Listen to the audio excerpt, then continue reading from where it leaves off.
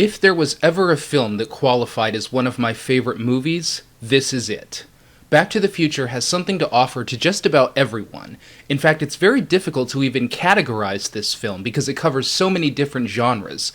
It's sci-fi, action, adventure, romance, comedy, and drama all wrapped into one.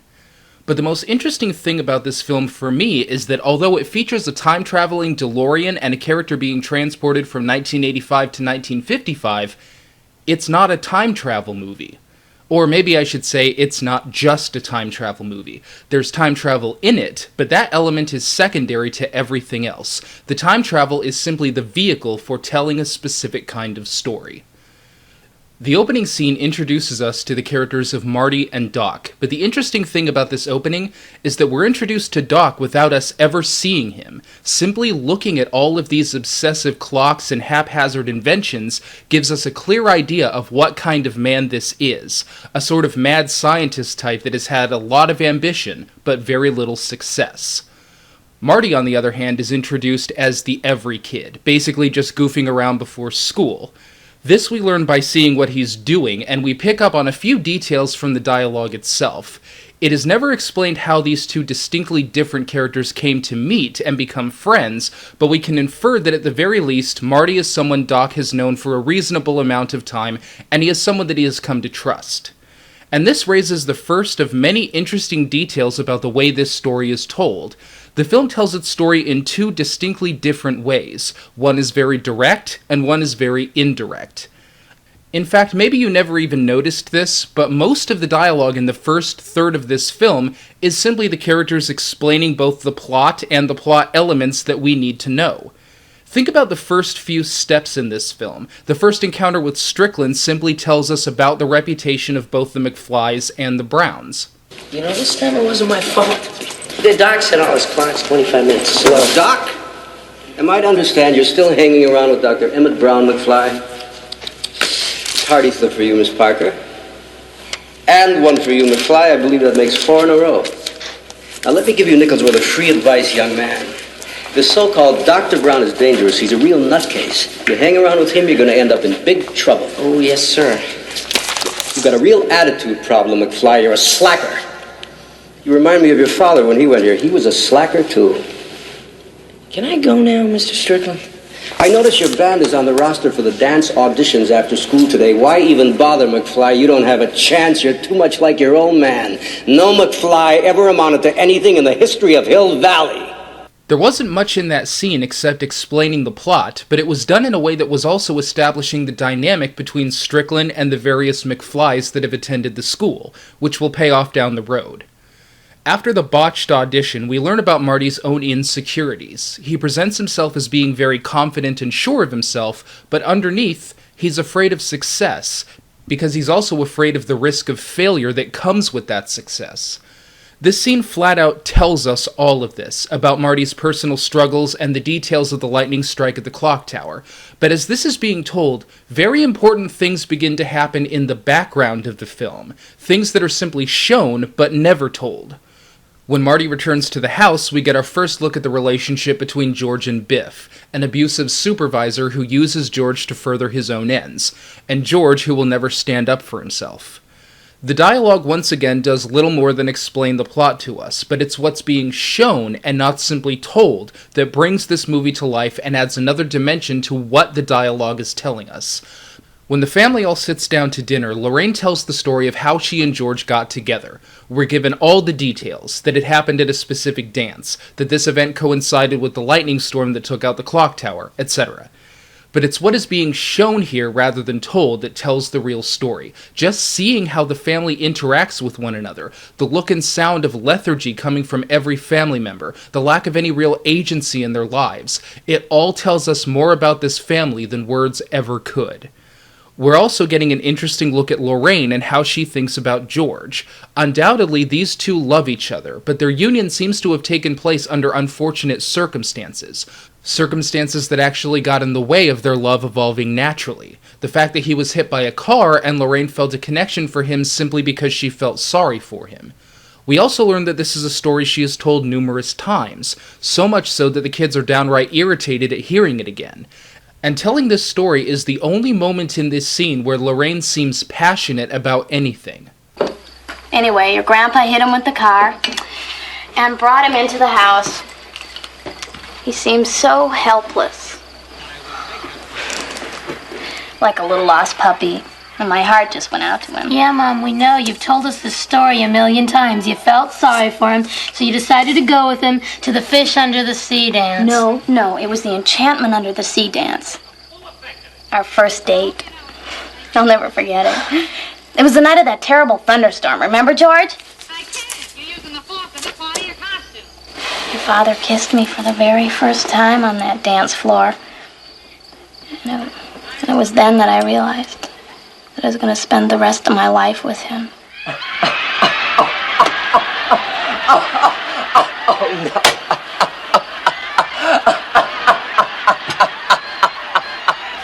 It seems from all of this that this story is more important to Lorraine than what actually became of it, that the romance she built around this mythology was somewhat greater than who George actually turned out to be.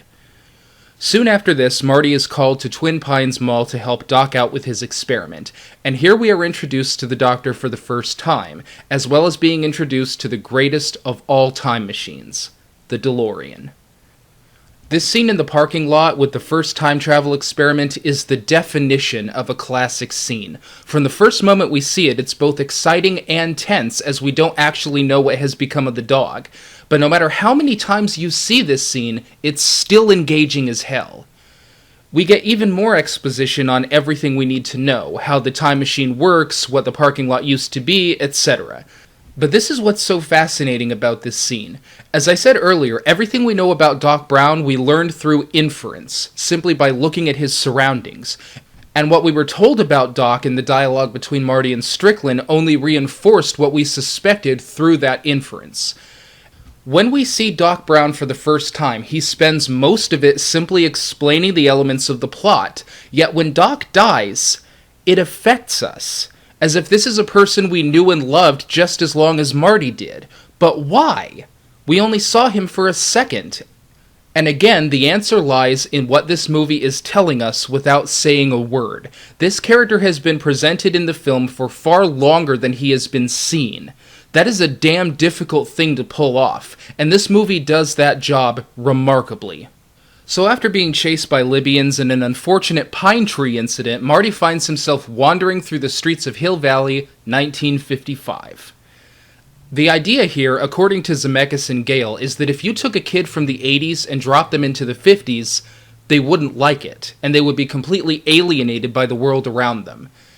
And I mean, it makes sense. As of this recording, we're approaching the point where 1985 was 30 years ago, and I was 4 at that time. But if I were suddenly dropped back into that time period again, I would have no idea what to do with myself.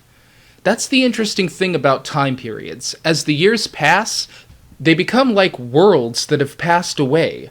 For some, the more we get away from the familiarity of a particular time, the more alien the world around us seems to be. And for others, the moment we live in now is the familiar, and thinking about adjusting to a different one can be a very trying experience. The time difference between the 1950s and the 1980s is only 30 years, but the cultural gap may as well be 100 years. Marty can't even order a soda without having a complete communications breakdown. And then suddenly he realizes that the man sitting next to him is his father, and we have the first confrontation between George and Biff. On the face of it, Biff is your average bully character. He shows up and ruins everyone's day wherever he's supposed to. So what makes Biff such a great villain? Aside from a great performance and portrayal, the answer turns out to have just as much to do with George as it does with Biff. George, whose own insecurities have held him back for what we now know to have been his whole life. George is a good guy with a great heart, but every opportunity to come out of his shell has been thwarted thus far, and we now come to recognize just how big an influence Biff has been over his life right from the start. Biff therefore represents the very thing that is holding George back from being the man he always could have been. So the more we grow to love George, the more we desperately want Biff to be overcome. After George leaves the diner, Marty goes chasing after him, and what happens next is a mistake that will only happen one more time in this film. And this is the great thing about Marty. He is more like us than he is like a specialist or an expert. If this had been Doc in this situation, he likely would have let the event play out, because he knows how this will affect future events. But that never occurs to Marty. When he sees the car going for his father, his instincts betray him, just like they would anyone in this situation. Marty doesn't even put it together that this is the moment he heard so many times from his mother's story. All he knows in a split second is that his father is in danger. After waking up and encountering his mother, we get to the true heart and soul of what this movie is about. It's about seeing your parents in a different light, about recognizing that your parents were young once too. And Marty soon comes to realize that Lorraine the mother and Lorraine the girl are two very different people. This Lorraine is outgoing, cheerful, and even promiscuous. All the sides of herself that she has never let Marty see, sides that Marty didn't even believe existed. But this is only the tip of the iceberg when it comes to the story of seeing your parents as kids.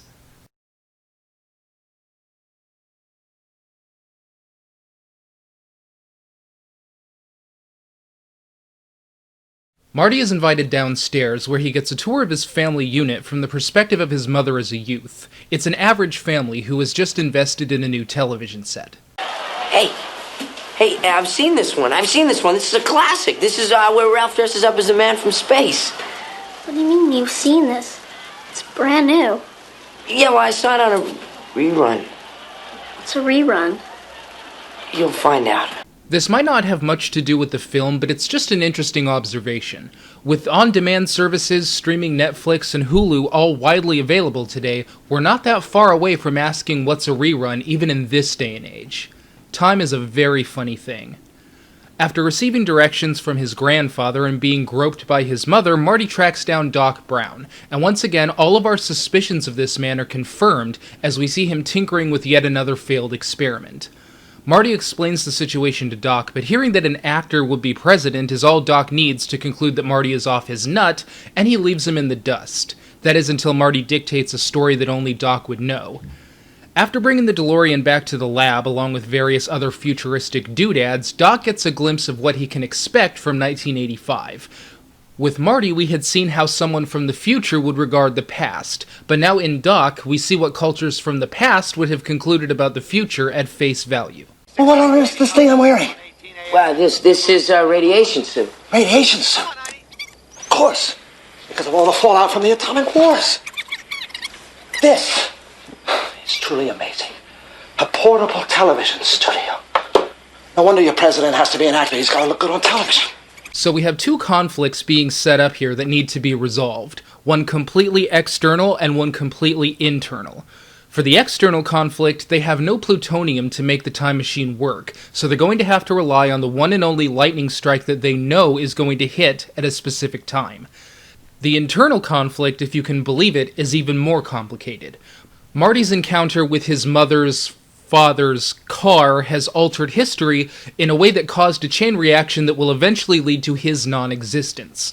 In order to correct this, Marty has to set his parents up and make them fall in love. The first time we see this attempt, we get a look at what George and Lorraine's original romance was. A fluke. Lorraine didn't have real feelings for George. She only felt sorry for him because her father hit him with the car. It could have been anyone that was hit, and she would have felt the same way. This is evidenced by the fact that she now feels that way for Marty, who, unbeknownst to her, is her future son. Yuck. So what does that mean for Lorraine and George? Would Lorraine simply have fallen for anyone who got hurt, or is there actually something about George that she loves genuinely? There's an interesting answer to this question that we won't get until everything is fully played out, but there are a few clues that are left here and there in the events to come. The first of which is that the two people she fell for, George and then Marty, are both McFlys. And as Marty sits down to talk to George, he realizes that they both have a great deal in common. In trying to set him up with Lorraine once again, he notices something George is working on. What are you writing? Stories. Science fiction stories about visitors coming down to Earth from other planets. Get out out of town. I didn't know you did anything creative. Let me read something. Oh, no. I never let anybody read my stories. Why not? Well, what if they didn't like them? What if they told me I was no good? I guess that would be pretty hard for somebody to understand. No. No, not hard at all. As we learned in the scene with Marty and Jennifer in the beginning, even though Marty is confident and sure of himself in many ways, there are just as many ways in which he is just like George. He too didn't really want anyone to see his work for fear of rejection. In fact, it's actually easier for Marty to confront someone like Biff than it is to confront his own personal insecurities.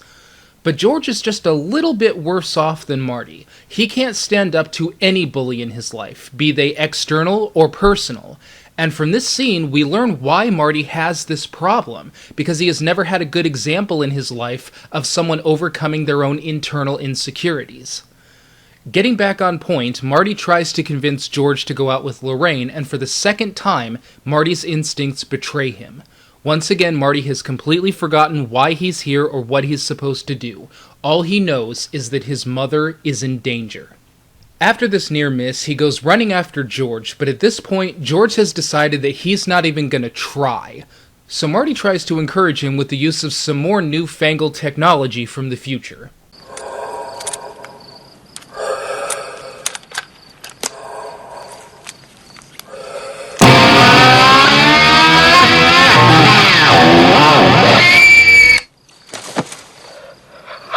Who are you?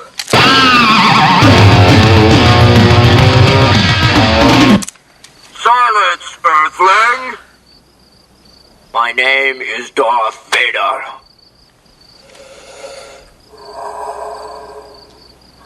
I am an extraterrestrial from the planet Vulcan.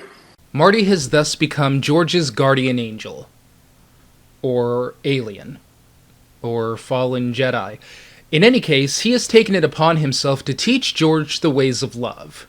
Showing your own father how to get a girl is a really interesting concept in and of itself. But here, it's even more interesting because as we've seen, Marty and George have the same insecurities, but also the same potential for confidence. It's just that George has never taken steps to be a confident person. But as Marty advises him, we realize Marty isn't telling George anything that he doesn't already know. The things that Marty teaches him are already things that George had all along. It just took someone who had learned how to express them to bring that out in him. This is why I say that this isn't a time travel movie. We're not concerned with what the future will be like or the errors of the past here. This is a movie about seeing a different side of yourself through the eyes of your parents, and learning that your parents were once kids too, with the same problems and insecurities that you have. This will become even more evident in the end, but for now, George makes the effort to take Marty's advice to heart. It's not perfect, to be sure, but he genuinely tries, and he actually didn't do that bad for himself. That is until Biff comes to break up the romance. The way they capture Biff's presence in this scene is remarkable, making everyone in the cafe stop talking and even stopping the music. This is another one of those things that is going on in the subconscious of this film, but bolsters what would have otherwise been an ordinary villain. Unfortunately, George has not yet worked up the courage to stand up to Biff, but fortunately, Marty has no problem putting this louse in his place. Which leads to the famous skateboard scene where Marty impresses the onlookers with more of his amazing feats from the future. But skateboard versus car doesn't seem like good odds for Marty until he finally pulls his move where he runs through the car and catches up with the skateboard. They really need to test that on Mythbusters. I don't think that's possible. You hear me, Mythbusters? Movie myths. Right there. So Biff has been thwarted nicely, but it has come at a price, as Lorraine's focus is now squarely on Marty once again. And after a brief and disastrous demonstration at Doc's, as well as Doc's complete and utter refusal to let Marty warn him about the future, the whole thing goes full south, as Lorraine comes looking for a date to the Enchantment Under the Sea dance. Wow, you mean nobody's asked you? No, not yet. What about George? George McFly? Oh, he's kind of cute and all, but not. Well, I think a man should be strong so he can stand up for himself and protect the woman he loves.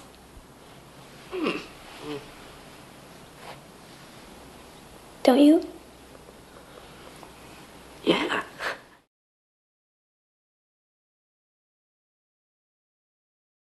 So, not wanting to become an even more messed up Philip J. Fry by becoming his own father instead of his own grandfather, Marty quickly forms a plan.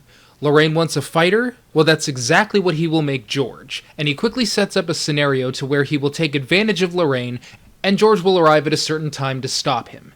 This is all functionally sound and may even produce the result that he needs, but unfortunately, it's the dad hitting George with the car all over again. It's a false pretense that will save Marty's life, but will do nothing for George and Lorraine. George agrees to go along with the plan, but even though he knows it's a setup, he's still very scared. And then Marty gives him the advice that Doc Brown had apparently given him countless times. If you put your mind to it, you can accomplish anything. This coming from Doc, who, strictly speaking, has never accomplished anything in his life, but still continues to try. His work has been rejected, the community considers him a lunatic and a joke, but Doc doesn't let that stop him.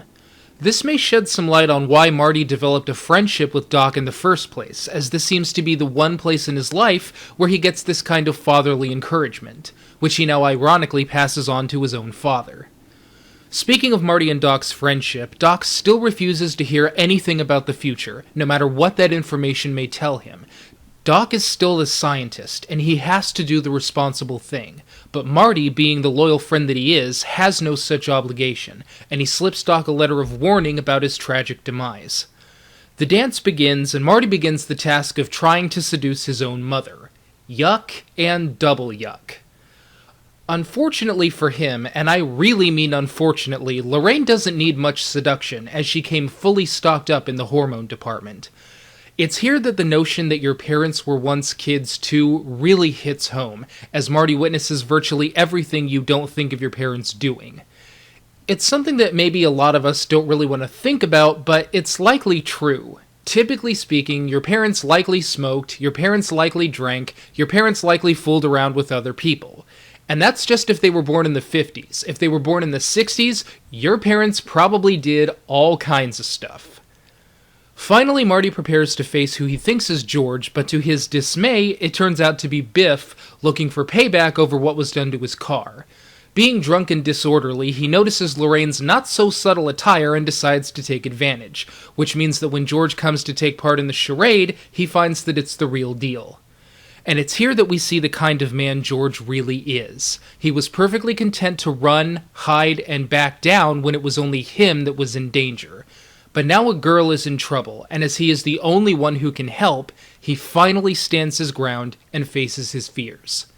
It doesn't go perfect, and at one point Lorraine actually has to come to his rescue. But the great thing about this scene, the thing that makes it so satisfying no matter how many times you watch it, is that this is not George merely standing up to Biff. This is George standing up to the physical embodiment of everything that has been holding him back. Biff! Biff! Leave him alone! Let him go! Let him go!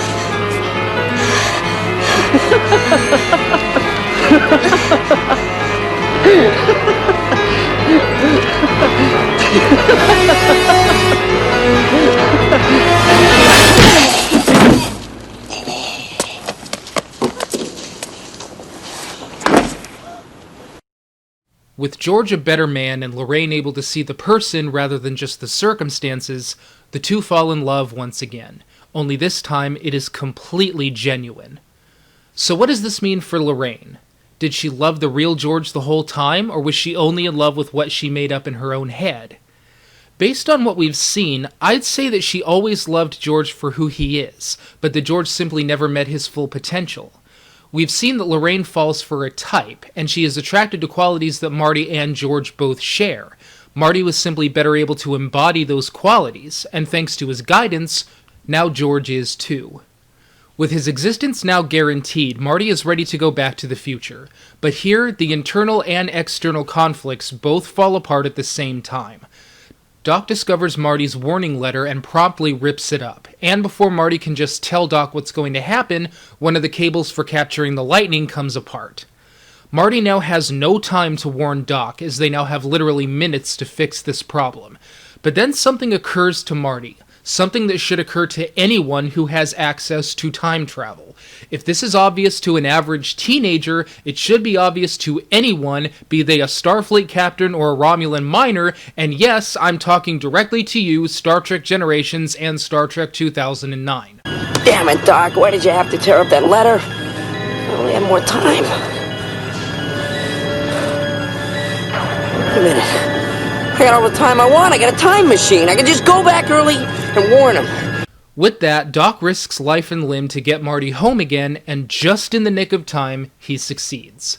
Marty is back, but now has minutes to save Doc. Unfortunately, he's driving a DeLorean, which now decides that it doesn't want to work, forcing Marty to run to the now Lone Pine Mall, but it seems he's too late. Doc! Doc!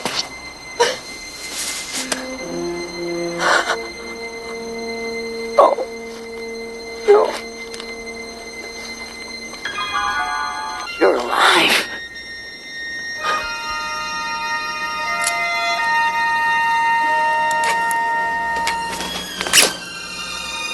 Bulletproof vest. How did you know?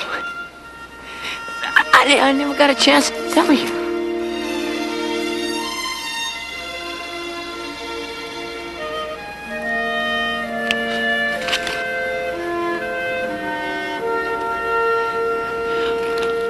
All that talk about screwing up future events, the space-time continuum.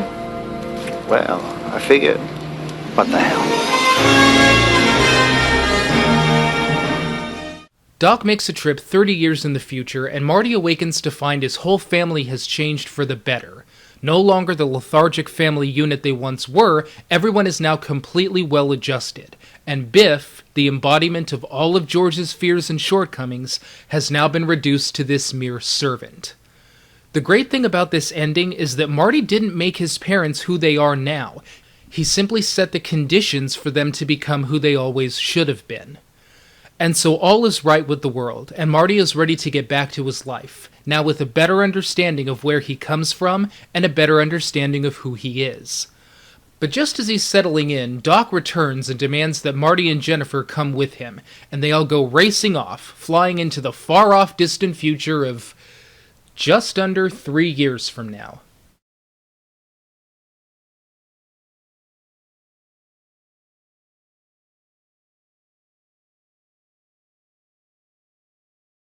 I have to say in all honesty that this is the hardest review I have ever done. I have never had so many discarded drafts for a review in all of my life. Every time I sat down to explain what I love about this movie, it seemed like I was talking about too much of one thing and not enough of another. In one version, I felt that I was addressing too much of the comedy. In another version, I felt like I was addressing too much of the drama and not enough of the comedy, etc. There are so many things that make this movie amazing, it's almost impossible to recount them all in sequential detail. The movie itself hits all of these different notes so perfectly that simply recounting them all would never do it true justice. This is one of those films where experiencing it is almost its own review. This actually stressed me out through the whole process of reviewing this because nothing that I was writing was really coming across the way I wanted it to. It all seemed like a disjointed dictation of various parts of the film. And to add even more problems is the fact that a lot of what I had to say about Biff was already said in the epilogue of my review of Back to the Future Part 2. So I took a step back and said, okay, what do I really want to say here? What is it about Back to the Future that I, confused Matthew, would like to address? Now, when I started doing Matthew's favorite movies, part of the reason was to give a contrast to my regular reviews. And sometimes that means comparing what I consider to be good entries into a series or genre to bad ones. So for this review, I decided to focus on all of the things that I felt were missing in Back to the Future Part 2. The things that I feel are at the heart of Back to the Future. Back to the Future is a story about love and friendship, and what we can learn about ourselves through our parents. And maybe there's even something that our parents can learn from us. Even doing the review this way gave me pause, because I didn't want people to get the impression that there is only one thing that makes this movie good. There are so many things they do right in this film that it could have easily been a 12-part review just naming them all off. But what I wanted to focus on here is what I consider to be the substance, the core of this film that gives life to everything else in it. Back to the Future is a great adventure film, and it's a great comedy, but all of these things that I just described are the substance of the film. Everything else on its own would simply have made the film decent. As I said, Back to the Future is not a time travel movie. The time travel is simply used to explore parts of our life from a different angle, seeing your parents in a different light, and recognizing that they were once young as well. And that is why, even to this day, I feel that Back to the Future Part 2 failed, because a time travel movie is all Back to the Future Part 2 was. And that, maybe more than anything else, is why I didn't like it. It's a movie about going back in time, screwing things up, and having to go back in time again to make it all right. That's it. The substance is completely removed, and that is really why I refer to it as one of the worst sequels that has ever been put to film. A good sequel should recapture, at least to some degree, the spirit of its predecessor, while still establishing its own identity and following through on the first movie rather than repeating it. In my view, Back to the Future Part 3 did this with great success, but Back to the Future Part 2 failed to do this, probably more than any sequel I have ever seen. It's got the adventure part down pat, but the substance is gone in 2, and all we are left with is a dumb time travel story. Back to the Future was good on so many levels, I couldn't even name them all in my review, but to take only the action-adventure element and make that the entire sequel just disappoints the hell out of me.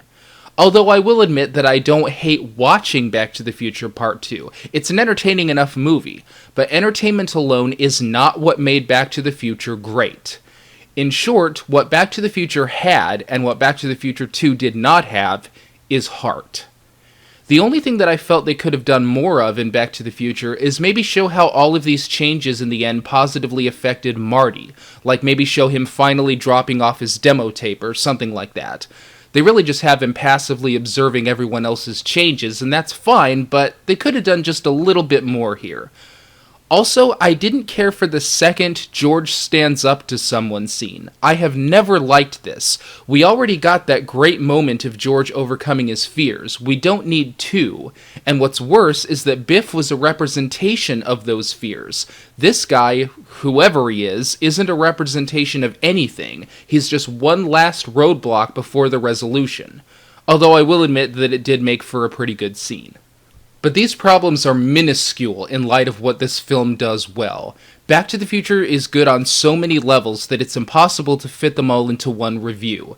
And as I have now talked at length about all of these films, I hope that this will at least make it easier to understand why I feel the way I feel about them. But as for the original, it is a classic that will endure through the ages, to 2015 and beyond.